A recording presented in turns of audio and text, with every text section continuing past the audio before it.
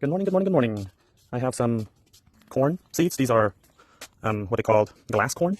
They come in different color, and when they do dry up, they do look a little glossy. Today I wanted to plant them in my greenhouse. I've already worked the soil here. I'm not going to show you how I did that. I just recently planted a cassava. These are bought on basically from Etsy, and I got them in the winter season, and I knew that they will and should survive in my greenhouse, so I bought them early. I've placed them in water and rooted them already, and now I've seen some root.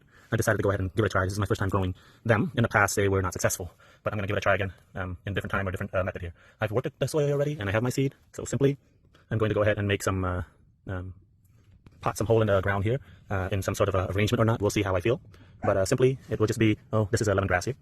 But anyway, I'm just going to go ahead and do near them, just poking my finger in, just like that, and then make a little hole there, about 6 inches to 8 inches apart here. So there's another one there. Let's see if nope, I need to work the soil a bit here before I can do that.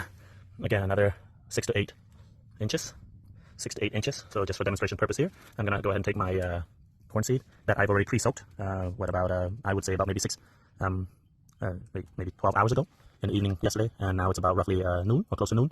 So I'm just dropping the seeds in to the hole that I make in the ground just like that. As to how deep, I don't know, here maybe, yikes, 2 to 3 inches deep here. I don't think that you need to do it that far, but I'm going to go ahead and just give it a try. And then next step is simply bury it by just running your hand or your fingers over the area that you just dropped the seeds in, just like that. I like to leave a little maybe hole or a little dent in the ground like that, so I can have an idea of where the seed goes. You can also smooth it as well too. Here, I'm working the soil, right where I said I'm going to put another one there a moment ago. So just like that, break the soil a little bit, even it out, just like that.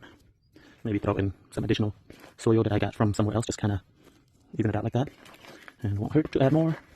So just like that, some organic material that I have at hand. Again, now going back to about 8 inches. So there, put my finger there and there again. And then I'm going to take my seed and I'm going to drop that in, just like that, one in each. Let's do 2 here. I should have done 2 in the other one, just for what do you call that? For security purposes, making sure that you have a better chance of them growing. So go ahead and do the same thing here. Just maybe near it, and another one in. Okay, that's the fun part about planting. Sometimes you realize, hey, maybe I need to correct what I just did a moment ago, and you just simply do it right away. All right, that is that. I hope that you get an idea of how, if this is something you're interested in doing, growing corn. I am placing it in my greenhouse this year. I have a critter, an animal, that tends to come in and decimate my corn. They would come and eat it off the corn cob, and I'm going to try something different this year and grow it in the greenhouse.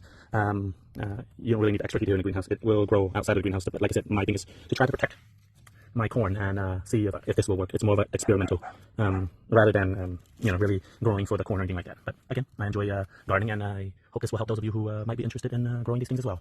Thank you very much for watching. Have a wonderful day. If you're still watching, let me bring you over here to my white zapote. The white zapote is a tropical, subtropical fruit. They can grow with a little bit of protection here in Zone 9B here in Southern California. I place it right here in the southern side of my house to provide it with as much sun as it can get. This tree was bought off of Etsy last year, and well, more like in the winter season, and I saved it in the greenhouse. I was hoping to be able to plant them this spring, and now it's spring, so I basically dug a hole yesterday. I put some water in it and basically filled back some of the store-bought soil with the native soil in this area, and I basically buried them back, and I use these grass cuttings that I have here as a mulch to keep the soil moisture, provide enough moisture, and also hopefully it will grow just fine. But this is my white zapote, and I will be sharing this with you in the future. As you can see, they're growing really nicely already. While they were waiting in the greenhouse during the winter and very, very early spring of 2026. Again, thank you for watching. Have a wonderful day. Goodbye for now.